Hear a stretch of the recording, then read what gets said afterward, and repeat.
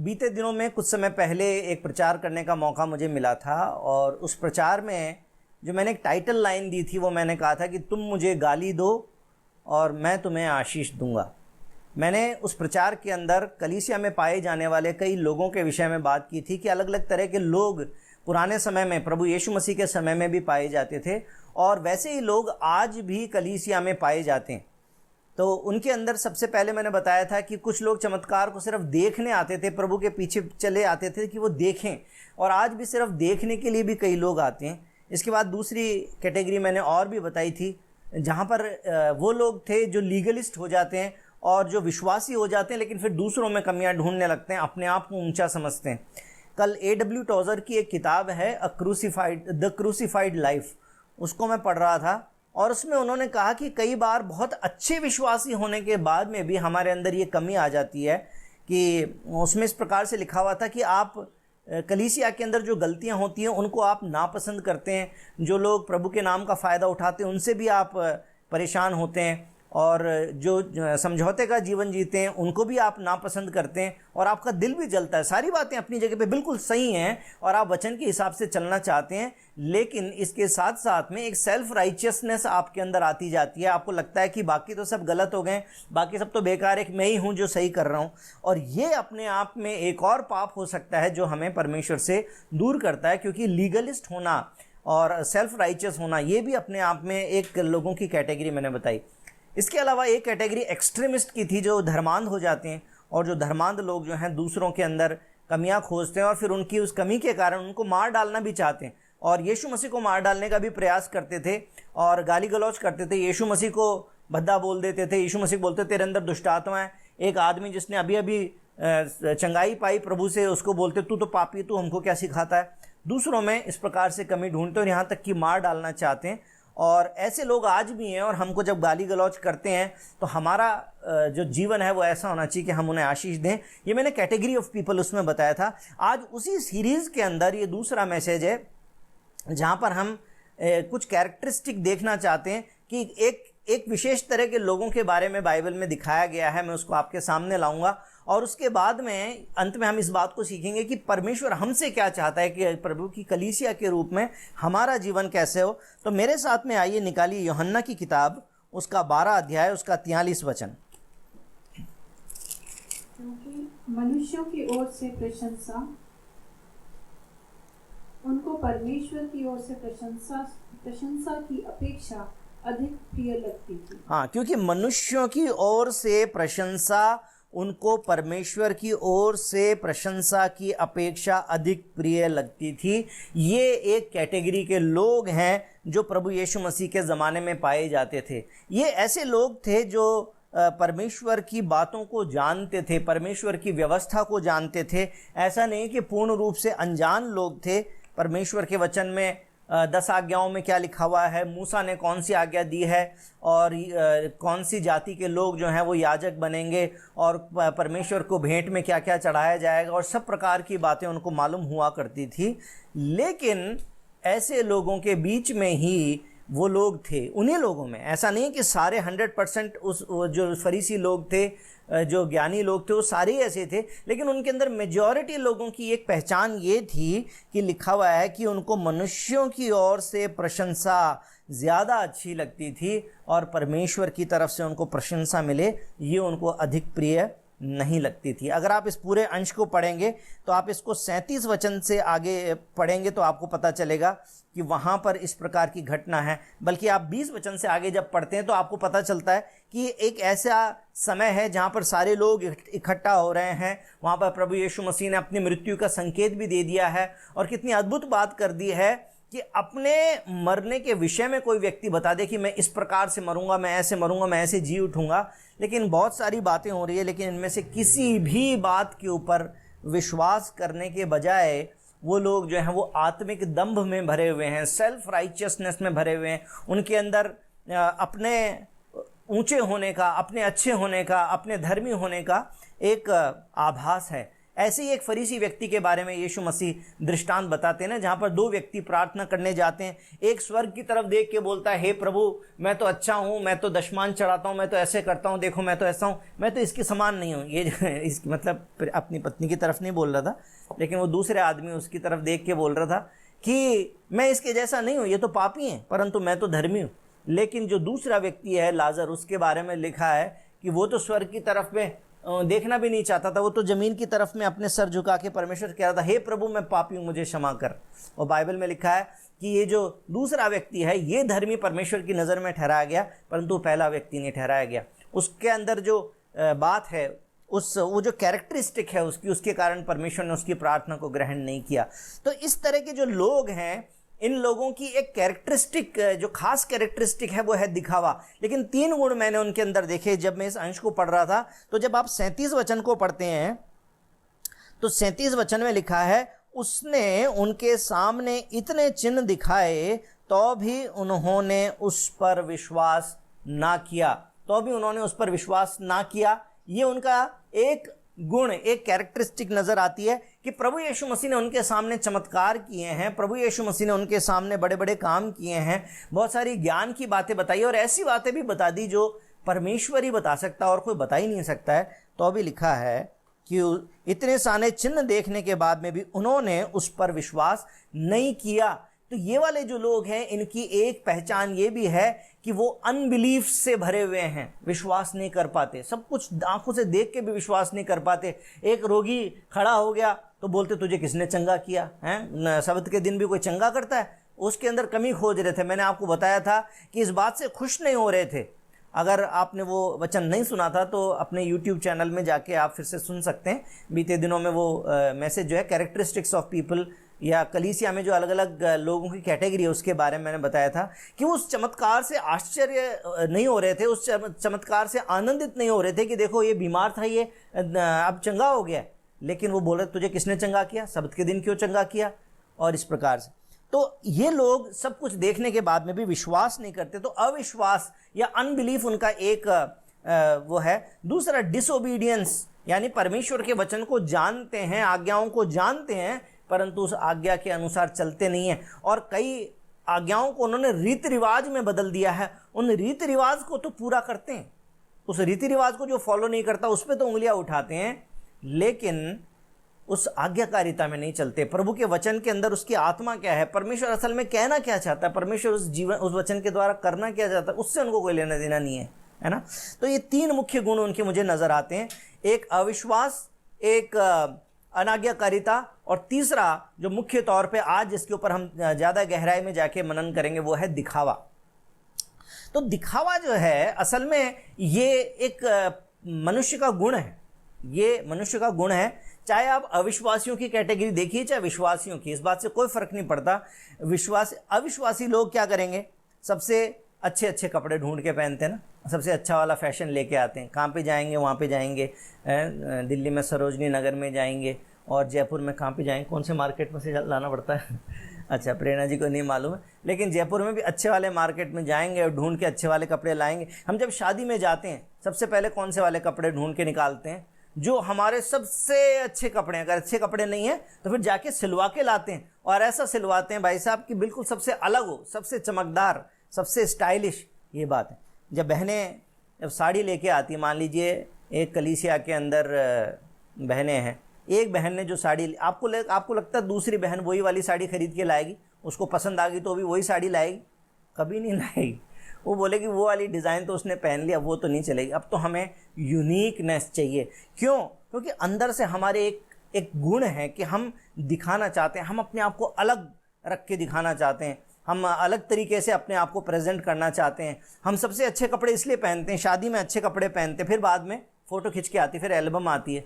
उस एल्बम में सबसे पहले हम किसको देखते हैं? फिर सबसे पहले हम खुद को देखते हैं। और अगर हमारी एक फ़ोटो ऐसी आई जिसमें हमारा मुंह ऐसे आ गया, हम कुछ बोल ऐसे मुंह टेढ़ा आ गया, तो उसके बाद में हम बोलते हैं ये फ़ोटो किसने लगाई, हटाओ इसको, फाड़ो इसको, क्योंकि हमारी फ़ोटो गंदी आ गई। लेकिन अगर कोई फ़ोटो है जिसके अंदर एक तरफ में एक महिला भी है, एक तरफ में एक भाई भी है, सब है, लेकिन उनके बीच में आपकी फ़ोटो एकदम बढ़िया आई, आहा, आप बोलते यही फ़ोटो सबसे ऊपर, तो इसी को हाईलाइट करो, पोस्टर तो इसी का ही बनाना है, क्योंकि हम सबसे अच्छा दिखना चाहते हैं। हम दिखावा हमारे अंदर का गुण है ये, चाहे हम विश्वासी हों चाहे अविश्वासी हों, हम सब के अंदर। आज फैशन है, फैशन क्यों है? मेकअप है, मेकअप क्यों है? इतना सारा खर्चा लेडीज़ करती है। मैं सोचता हूँ जितना खाने पे खर्चा नहीं करती है उससे ज़्यादा फैशन और मेकअप के ऊपर खर्चा करती है। क्यों है इतना ज़्यादा? लोग अच्छे से अच्छा मोबाइल लाते हैं, क्यों भैया? जो 15,000 रुपये वाले मोबाइल से काम नहीं चलेगा, जो 75,000 रुपये वाला मोबाइल चाहिए। लेकिन चाहिए क्योंकि सामने वाले ने 25,000 रुपये वाला ख़रीद लिया, अभी तो मुझे तो 35,000 वाला ख़रीदना ही पड़ेगा, क्योंकि सब सोचेंगे। हम लोग जब नए नए शारजा में गए थे तो कई समय तक हमने एक बड़ा वो छोटा सा, मेरे पास में ऐसे नंबर वाला जो मोबाइल है तो वही रखा हुआ। लोगों ने अच्छे अच्छे मोबाइल ख़रीद लिए, कलरफुल मोबाइल ले लिए। तब तक तो स्मार्टफोन आए भी थे तो वो टिक टिक वाले ही थे, लेकिन ले लिए।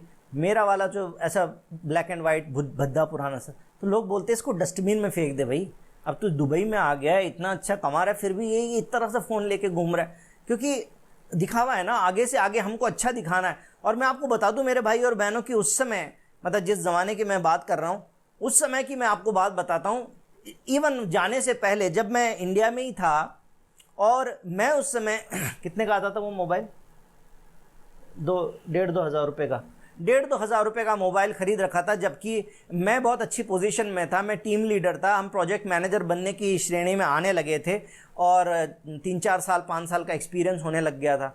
लेकिन जो हमारी टीम के अंदर जो हमसे मेरे ख्याल से 4 गुना कम सैलरी लेते थे, अगर हमारी सैलरी 30,000 रुपये होगी तो वो सैलरी 5-7 हज़ार रुपये की सैलरी में काम करने वाले लोग थे, उनके मोबाइल आप देखते भाई साहब, कलरफुल मोबाइल, महंगा वाला मोबाइल। मतलब मैं सोचता था कि आदमी खाने में खर्चा कहाँ से करता है, ये सारा तो पैसा इसने मोबाइल में लगा दिया है। 15,000 रुपये का मोबाइल, या उस ज़माने में जब हम 2-3 हज़ार रुपये का मोबाइल लेते थे, वो 8,000, 10,000 का, 15,000 का मोबाइल लिया है। दिखावा ये संसार के लोगों की भी एक गुण है, लेकिन इसका मतलब नहीं सिर्फ संसार का ही है, ये हमारा भी गुण है। हम विश्वासी भी करते हैं, अछूते नहीं हैं हम विश्वासी क्या शादी के अंदर अच्छा कपड़ा नहीं पहनते, हम क्या दिखावा नहीं करते? चलिए कोई बात नहीं, ये तो एक नॉर्मल बात है, इसमें कोई इतनी बड़ी बात नहीं है। लेकिन हम विश्वासियों के अंदर तो अपनी प्रार्थनाओं के अंदर दिखावा आ जाता है। हम अपनी प्रार्थनाओं से दिखाना चाहते हैं कि हम दूसरों से अच्छी प्रार्थना करते हैं। हम जब वचन सुनाते हैं तो हम दूसरों के सामने कंपटीशन की भावना लेके बताते हैं कि देखो मेरा वचन ज़्यादा अच्छा है, इससे अच्छा तो मैं बताता हूँ। हमारे अंदर भी, मैं इससे अच्छा गाता हूँ, मैं इससे अच्छा म्यूज़िक करता हूँ, हमारे अंदर भी वो कंपटीशन की और दिखावे की भावना आती है कि वो ऐसा करता है, मैं इससे अच्छा करके बताऊँगा। तो वो जो सेल्फ राइचियसनेस की जो भावना है कि इससे अच्छा मैं हूँ, मेरा आत्मिक जीवन इससे अच्छा है, ये इसको तो कुछ मालूम नहीं है, इसका तो प्रार्थना का जीवन नहीं है, इसको तो मैंने ऐसा करते हुए देखा था, इस प्रकार से। लेकिन इस प्रकार की प्रार्थना, इस प्रकार का दान देना जहाँ पर आप दिखावा करते, लोगों के सामने बताते कि हाँ भाई मैं तो इतना ज़्यादा दान देता हूँ। प्रभु यीशु मसीह ने क्या बोला था? मत्ती की किताब उसका 6ठा अध्याय, उसका पहले अध्याय और 5वें वचन, 6ठे अध्याय के पहले और 5वें वचन को जब हम पढ़ते हैं तो दोनों जगह पे प्रभु ने ये बोला था कि दिखावा नहीं करना। पढ़िए पहला और 5वां वचन। सावधान रहो, तुम मनुष्यों को दिखाने के लिए अपने धर्म के काम न करो, नहीं तो अपने स्वर्गीय पिता से कुछ भी फल न पाओगे। जब तू प्रार्थना करे तो कपटियों के समान न हो, क्योंकि लोगों को दिखाने के लिए आराधनालयों में और सड़कों के मोड़ों पर खड़े होकर प्रार्थना करना उनको अच्छा लगता है। मैं तुमसे सच सच कहता हूँ कि वे अपना प्रतिफल पा चुके। हम विश्वासियों को कही गई है ना ये बात, यीशु मसीह तो अपने चेलों को सिखा रहे हैं ना ये बात तो दुनिया की किसी संविधान में नहीं लिखी है, किसी कानून की किताब, फिलॉसफी की किताब में नहीं लिखी है। ये तो हम विश्वासियों के लिए परमेश्वर के वचन बाइबल में लिखा हुआ है कि तुम कपटियों के समान प्रार्थना मत करना, लोगों को दिखावे का मत करना। और लिखा है कि तुम मनुष्य को दिखाने के लिए अपने धर्म के काम ना करना। जब तुम दान दो तो तुम्हारे एक हाथ से दो तो दूसरे को ही पता ना चले कि कितना दे दिया है। परमेश्वर तो ये चाहते कि हमारे अंदर दिखावा ना हो, कपट हमारे अंदर ना हो, क्योंकि यदि ऐसा होगा तो हमारा प्रतिफल हमको मिल चुका। बाइबल कहती है कि प्रतिफल हमारा हमको मिल चुका। तो मैं ये बात जो आपसे कहना चाहता हूँ ये है कि संसार के अंदर एक ऐसा गुण है, मनुष्य जाति के अंदर एक ऐसा गुण है, ये जो मनुष्य जो गिर गया, ये मनुष्य जो पतित हो गया, जो पाप में गिर गया था, ये उसका गुण है कि वो परमेश्वर के सामने, लोगों के सामने, सबके सामने दिखावा करना चाहता है।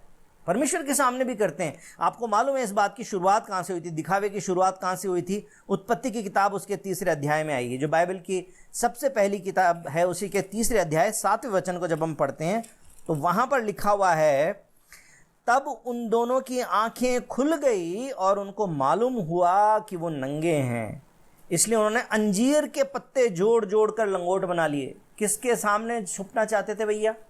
हैं कोई वहाँ पर दूसरी दुनिया के लोग थे क्या? वहाँ पर थे? नहीं थे, दुनिया के लोग नहीं थे वहाँ पर। वो किससे छुप रहे थे? किससे छुपा रहे थे अपना नंगापन? परमेश्वर से। उनसे मिलने परमेश्वर आता है, जानवरों से थोड़ी शर्म आ रही थी। कबूतर तो आज तक भी कपड़े नहीं पहनते, कौवे आज तक नहीं पहनते, कुत्ता आज तक नहीं पहनता। कुत्ते को तो जहाँ देखो टांग उठा के सुसु कर देता है। कुत्ते किसी जानवर से न तो वो छुप रहे थे, वो परमेश्वर से छुपने की कोशिश कर रहे थे, क्योंकि उससे पहले भी परमेश्वर उनसे दैनिक रूप से मिलने आया करता होगा। प्रभु उनके साथ में संगति करते होंगे। और यहाँ पर भी लिखा हुआ है 8वें 9वें वचन में लिखा है, तब यहोवा परमेश्वर जो दिन के ठंडे समय वाटिका में फिरता था, उसका शब्द जब उनको सुनाई दिया, तब आदम और उसकी पत्नी वाटिका के वृक्षों के बीच यहोवा परमेश्वर से छिप गए। यहोवा परमेश्वर से छिप गए। उनको मालूम था सामने तो आना पड़ेगा, तो सामने कैसे आएंगे? उन कपड़ों को पहन के आएंगे जो हमने बनाए हैं।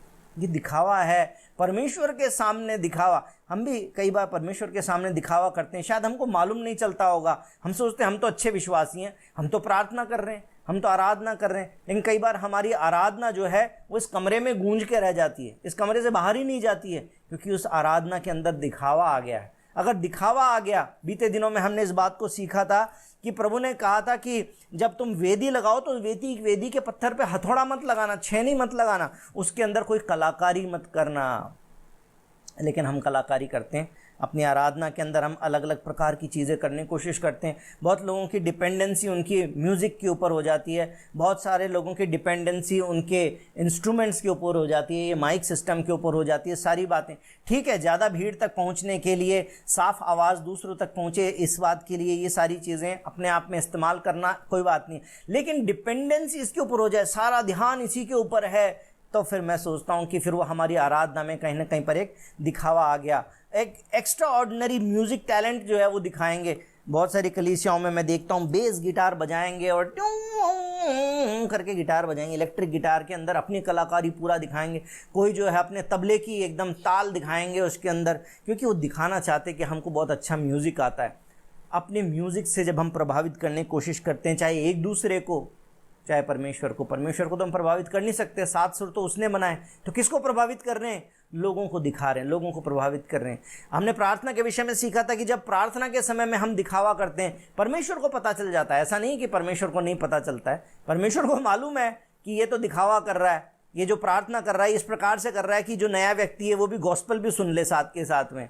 तो परमेश्वर बोलते तू उसी को सुना ले मैं तो तेरी प्रार्थना सुनने वाला हूँ नहीं। तो उसको सुना रहा, उसको सुनाने के लिए प्रार्थना कर रहा है। लोगों को सुनाने के लिए प्रार्थना करते हैं, लोगों को ही तो दिखाते हैं। वो जो धूजनी सी लग जाती है, एकदम ऐसे ऐसे कांपते हुए प्रार्थना करते हैं, हालेलुया ऐसे करके प्रार्थना करते हैं। रो के प्रार्थना, मतलब असल में रो रहे हैं, कोई दिक्कत नहीं है, लेकिन रोने का जो दिखावा करके और रोने की आवाज़ निकाल के प्रार्थना। आप उनसे थोड़ी देर बाद में आमीन के बाद में बात करो, और भैया ठीक हो? हाँ क्या हो गया, मुझे क्या होना था? और आवाज़ वो सिर्फ प्रार्थना के समय रोने की आवाज़ निकल रही थी, प्रार्थना खत्म होते रोने की आवाज़ खत्म। मेरे भाई और बहनों, ये प्रार्थना का दिखावा है जिसमें हम सोचते हैं कि लोग हमें ज़्यादा धर्मी समझ लें, और जब हमारी प्रार्थना ऐसी हो जाती है तो वो दिखावे की प्रार्थना हो जाती है। यीशु मसीह ने बता दिया था दिखावा मत करना। परमेश्वर के सामने हम क्या दिखावा करेंगे? आदम और हव्वा कितनी बड़ी भूल कर रहे थे, बेवकूफ़ी कर रहे थे कि परमेश्वर के सामने दिखावा करने की कोशिश कर रहे थे, प्रभु के सामने। दूसरी बात, एक और व्यक्ति के बारे में मैं आपके साथ में थोड़ा सा एग्जाम्पल देखना चाहता हूँ। पहला शमूएल उसके 15 अध्याय में आप आइए मेरे साथ में। वहाँ पर एक राजा के बारे में जिक्र मिलता है। उस राजा का नाम क्या है? उस राजा का नाम है शाऊल। राजा शाऊल जो है उसको परमेश्वर ने चुना था। जब लोग पहले परमेश्वर के द्वारा चलाए जाते थे, परमेश्वर ही उनका राजा था, तो परमेश्वर अपने भविष्यवक्ताओं के द्वारा उनसे बात करता था, अपने न्यायियों के द्वारा उनको प्रोटेक्शन देता था, उनकी ज़रूरतों को पूरी करता था और उनको हर प्रकार से आशीषित रखता था। लेकिन वो लोग बाद में कहने लगे कि नहीं नहीं, हम जैसे दुनिया में सबके पास में राजा है, वैसे हमको भी एक राजा की ज़रूरत है, हमको एक राजा चाहिए। परमेश्वर ने कहा ठीक है, इनको राजा चाहिए, इनको राजा दे दो। परमेश्वर ने चुना और एक व्यक्ति के पास में लेके गया ताकि उसको एक राजा नियुक्त किया जाए, और वो परमेश्वर का चुना हुआ राजा था। जो राजा शाऊल था वो इजराइलियों का पहला राजा था। लेकिन उसी राजा के विषय में ये 15 अध्याय है, जिसके पहले वचन से आप पूरी खुद घटना पढ़ के खुद से देखिएगा ज़रूर, आपको जब समय मिले। लेकिन मेरे साथ में सबसे पहले 10 वचन से पढ़िए, ये वाली घटना पढ़ लेते हैं। तब यहोवा का यह वचन शमूएल के पास पहुंचा, मैं शाऊल को राजा बना के पछताता हूँ, क्योंकि उसने मेरे पीछे चलना छोड़ दिया और मेरी आज्ञाओं का पालन नहीं किया। तब शमूएल का क्रोध भड़का और वह रात भर यहोवा की दुहाई देता रहा। जब शमूएल शाऊल से भेंट करने के लिए सवेरे उठा, तब शमूएल को यह बताया गया, शाऊल करमेल को आया था और अपने लिए एक स्मारक खड़ा किया और घूमकर गिलगाल को चला गया। बस थोड़ी देर यहाँ रुक जाते हैं। यहाँ पर एक चीज़ को आप अंडरलाइन कर सकते हैं अपनी बाइबल के अंदर। लिखा हुआ है कि तब शमूएल को क्या बताया गया, शाऊल करमेल को आया था और अपने लिए एक स्मारक खड़ा किया है, अपने लिए एक स्मारक खड़ा किया है। इस चीज़ को अंडरलाइन कर लीजिए। किसके लिए किया है? अपने लिए किया है। मेरे भाई और बहनों, कितनी बार हम परमेश्वर के राज्य के लिए, परमेश्वर के लिए कोई काम कर सकते हैं, उसमें कोई बुराई नहीं है। परमेश्वर की सेवा करें, आप प्रार्थना करें, आप प्रभु के लिए अच्छे से अच्छा म्यूज़िक बनाएं, आप परमेश्वर के लिए अच्छे से अच्छा गाएं, इसमें कोई बुराई नहीं। ये बहुत ही धन्य बात है, बहुत ही आशीष की बात है, ऐसा कर सकते हैं। लेकिन जब आप ऐसे किसी भी काम को अपने लिए करने लग जाते हैं, मिनिस्ट्री तो कर रहे हैं लेकिन मिनिस्ट्री इसलिए कर रहे हैं कि अब मेरा नाम ऊंचा होने लग जाए, ब्रिजेश चौरटिया मिनिस्ट्रीज है ना, इस प्रकार से नाम आ जाए, ब्रिजेश चौरटिया मिनिस्ट्रीज। जब ब्रिजेश का नाम ऊंचा होने लग जाए, जब व्यक्ति का नाम ऊंचा होने लग जाए, जब लोग आपके सामने खजूर की डालियां बिछाने लग जाएं, जब लोग आपको पापा मम्मी बोलने लग जाएं, जब आपको गुरु बोलने लग जाएं, जब लोग आपको वो आदर स्थान देने लग जाएं जो परमेश्वर का है और आप उसको मना नहीं करते, आप उसको खुशी खुशी स्वीकार करने लग जाते हैं, तो आप समझ लीजिए आपने अपने लिए एक स्मारक बनाना शुरू कर दिया है। और जब आप अपने लिए एक स्मारक बनाना शुरू कर देते हैं मेरे भाई और बहनों, तो परमेश्वर आपको अपने सेवक के रूप में अस्वीकार कर देता है, अपने भक्त के रूप में आपकी भक्ति को अस्वीकार कर देता है। परमेश्वर उसको ग्रहण नहीं करता। इस पूरी घटना को हमको पढ़ने से पता चलता है कि परमेश्वर ने उसको अस्वीकार कर दिया। परमेश्वर, लिखा हुआ है कि पछताया, मैं शाऊल को राजा बना के पछताता हूं। मैंने आपको बताया था पछताना शब्द जो है उसका मतलब क्या है ना। परमेश्वर कोई गलती नहीं करता है कि गलती से पछता रहा है। मैंने आपको बताया था कि परमेश्वर हमेशा जब पछताने की बात करता है, इसका मतलब है वो अपने मन को बदलने की बात करता है। इसका मतलब है कि अब शाऊल उसके मन से उतर गया है, अब शाऊल उसके योग्य नहीं रहा। जिस योजना को पूरा करने के लिए उसने शाऊल को चुन के रखा था, अब वो उस योजना के लायक नहीं है। इसी का आगे चल के हम देखते हैं, क्योंकि समय कम है। आप इस पूरी घटना को पढ़िएगा, कम से कम 15 अध्याय को पूरा पढ़िएगा। लेकिन अब हम इसके 17 वचन को पढ़ते हैं। तो शमूएल ने क्या कहा, पढ़िए। शमूएल ने कहा, जब तू अपनी दृष्टि में छोटा था, तब क्या तू इजरायली गोत्रों का प्रधान न हो गया? और क्या यहोवा ने इजराइल पर राज्य करने को तेरा अभिषेक नहीं किया? और यहोवा ने तुझे एक विशेष कार्य करने को भेजा और कहा, जाकर उन पापी अमालेकियों का सत्यानाश कर, और जब तक वे मिट न जाएं तब तक उनसे लड़ता रहे। फिर तूने किस लिए यहोवा की यह बात टालकर लूट पर टूट के वह काम किया जो यहोवा की दृष्टि में बुरा है? हाँ जी, तो परमेश्वर की अनाज्ञाकारिता, मैंने 3 गुण बताए थे ना आपको। ऐसे लोगों के गुण जो परमेश्वर के सामने दिखावा करने लग जाते हैं, या पाखंडी हो जाते हैं, या अधर्मी प्रभु की नज़र में हो जाते हैं, ऐसे लोगों की कैटेगरी जिनको आज हम देख रहे हैं, उनके अंदर एक गुण है दिखावा। इसने इसका दिखावे का गुण आपको दिखाया, नहीं दिखा? जब उसने परमेश्वर के लिए नहीं परंतु अपने लिए एक स्मारक खड़ा किया, दिखावे का काम उसने कर दिया है। दूसरी बात यहाँ पर लिखा हुआ है कि जब तू छोटा था और जब तू अपने आप में कुछ भी नहीं था, क्या परमेश्वर ने तुझे प्रतिष्ठित नहीं किया था? लेकिन अब तूने परमेश्वर की बात को टाला क्यों है? अनाज्ञाकारिता, जो दूसरा गुण मैंने आपको बताया था। और तीसरी बात लिखा है, और तूने वो क्यों किया जो परमेश्वर की दृष्टि में घृणित है। 3 गुण कौन कौन से बताए थे मैंने अभी? अनाज्ञाकारिता, दिखावा और शो ऑफ, है ना। तो यहाँ पर आप देख रहे हैं, दिखावा किया उसने, अपने लिए एक स्मारक खड़ा किया, उसने परमेश्वर के ऊपर भरोसा नहीं रखा और उसने परमेश्वर की आज्ञा को टाल दिया, अनाज्ञाकारिता कर दिया, और उसने क्या कर दिया है, उसने अनबिलीफ दिखा दिया है, वो कर दिया है जो परमेश्वर की दृष्टि में बुरा है, एक अविश्वासी का जीवन दिखा दिया है। तो मेरे भाई और बहनों, मैं इस घटना से आपको यही बताना चाहता हूं कि ये परमेश्वर ऐसी बात को पसंद नहीं करता है। 24 वचन को जब हम पढ़ते हैं तो पढ़िए उसको। शाऊल ने शमूएल से क्या कहा? शाऊल ने शमूएल से कहा, मैंने पाप किया है, मैंने तो अपनी प्रजा के लोगों का भय मानकर और उनकी बात सुनकर यहोवा की आज्ञा और तेरी बातों का उल्लंघन। अब अपने आप को कवर करने की भी कोशिश कर रहा है। आदम ने क्या कवर करने की कोशिश किया था? ये वाली जो बीवी तूने मुझे दी है ना, इसने मुझे ये फल खाने के लिए दिया था, मैं तो खाता नहीं लेकिन इसने मुझे दिया था और इसलिए मैंने खाया। यहाँ पर ये क्या कह रहा है? मैं दो बातें इस पर इसमें ध्यान दीजिएगा। पहली बात, ये उसका एक मतलब पासिंग द बक, क्या बोलते हैं उसको हिंदी में, अपनी गलती किसी दूसरे पर डाल देना। इसलिए वो यहाँ पे बोल रहा है कि मैंने लोगों के कहने में आके, और यदि वो सच में पश्चातापी भी है, जैसे लिखा है, कह ऐसे रहा है कि मैंने पाप किया है, इसका मतलब उसका मन में शायद पश्चाताप तो आ गया है, लेकिन किसके कहने के कारण किया था? मैंने तो अपनी प्रजा के लोगों का भय मानकर। उसकी दृष्टि किसके ऊपर थी? लोगों के ऊपर, परमेश्वर के ऊपर नहीं थी। परमेश्वर को बुरा लगेगा या नहीं लगेगा इस बात से उसे नहीं था, उसे लोगों को बुरा लगेगा या नहीं लगेगा, लोगों का भय मानकर, है ना, लोगों की तरफ देखना। जो मैंने कहा, दिखावा का जो मुख्य गुण है वो क्या है? हम लोगों को दिखाते हैं, हम लोगों के कारण करते हैं। और इसी प्रकार से शाऊल के जीवन में हम देखते हैं कि उसने जो काम किए, इस घटना को आप पढ़िएगा, परमेश्वर ने उसको अमालेकियों के ऊपर जो लड़ने के लिए भेजा था, तो परमेश्वर ने उसको बोला था कि उनके भेड़ बकरियों को सबको ख़त्म कर देना, लेकिन उसने उनकी अच्छी अच्छी भेड़ बकरियों को रख लिया और बाद में बोलता है, वो तो मैंने इसलिए बचा के रखा कि परमेश्वर के लिए हम भेंट चढ़ाएंगे। अरे परमेश्वर ने कहा कि तुम उनको नाश कर देना, उस आज्ञा का तो तुमने उल्लंघन कर दिया, और अब तुम बोलते हो कि मैं परमेश्वर के लिए इसलिए किया कि मैं परमेश्वर को भेंट चढ़ाऊं।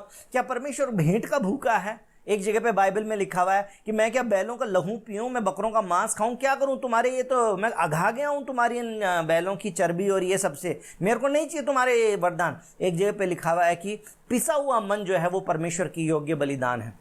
परमेश्वर के सामने आज्ञाकारी होना चाहिए था, ये ज़्यादा ज़रूरी था, लेकिन लोगों के सामने दिखावा करना था ना, इसलिए वो भेड़ बकरियों को बचा के लिया, अपने लिए एक स्मारक बना दिया, सब कुछ अपने लिए कर रहा है और परमेश्वर के नाम पे डालता। कई बार ये गलती हम भी करते हैं। मैंने इस बात को रियलाइज़ किया अपने विश्वासी जीवन में।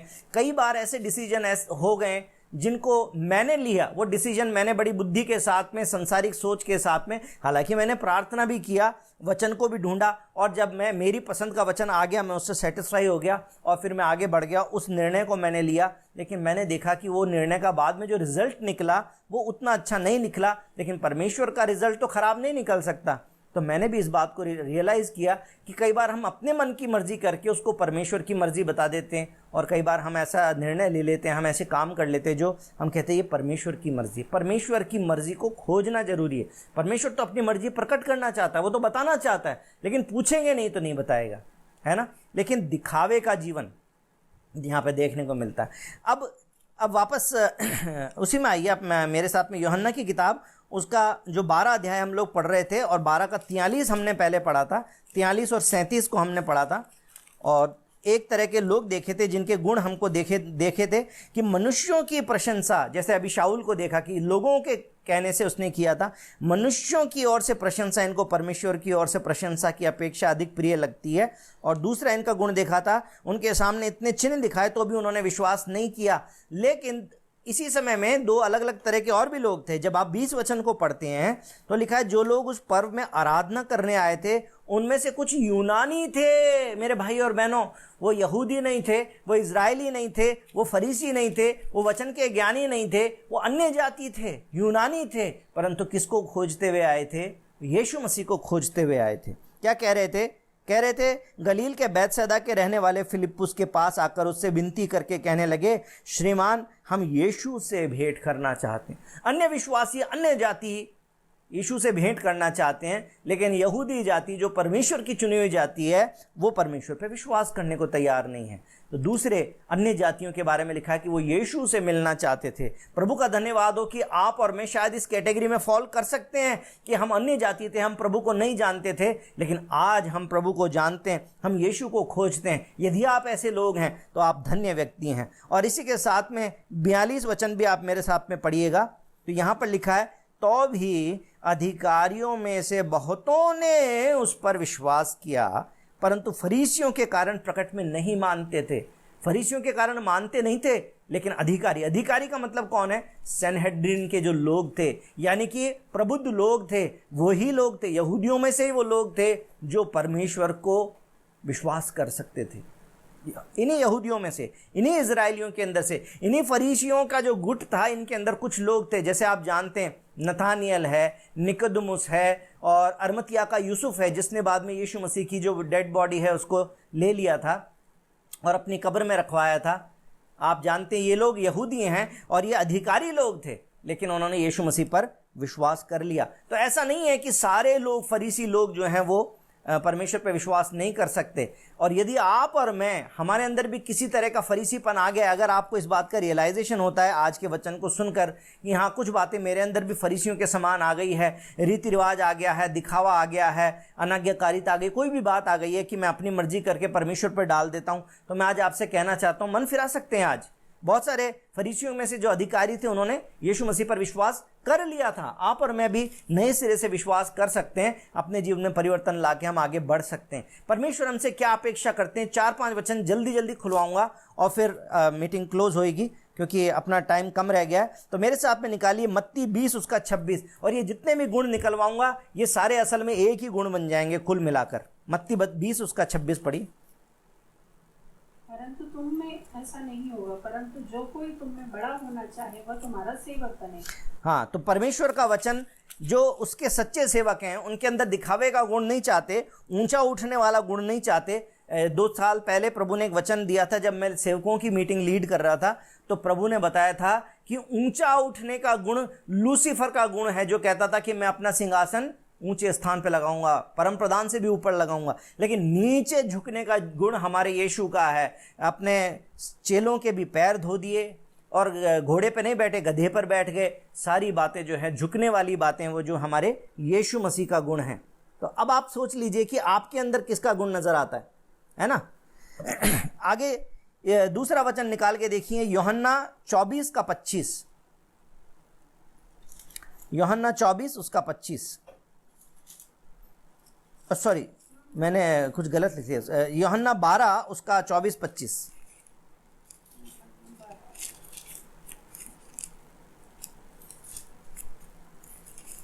मैं तुमसे सच सच कहता हूँ कि जब तक गेहूं का दाना भूमि में पड़कर मर नहीं जाता वह अकेला रहता है, परंतु जब मर जाता है तो बहुत फल लाता है।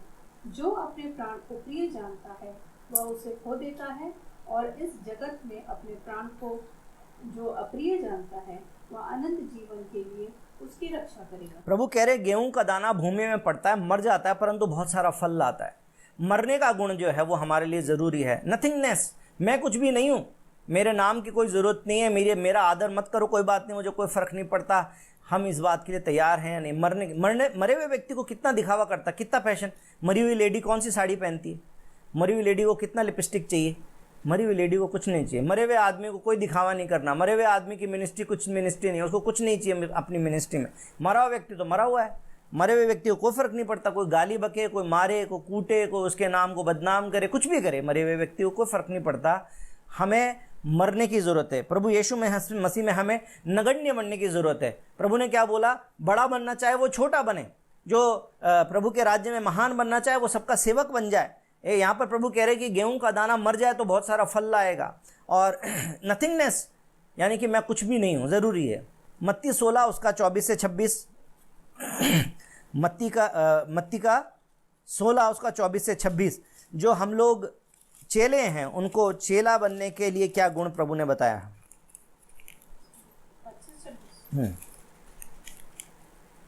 क्योंकि जो कोई अपना प्राण बचाना चाहे वह उसे खोएगा, और जो कोई मेरे लिए अपना प्राण खोएगा वह उसे पाएगा।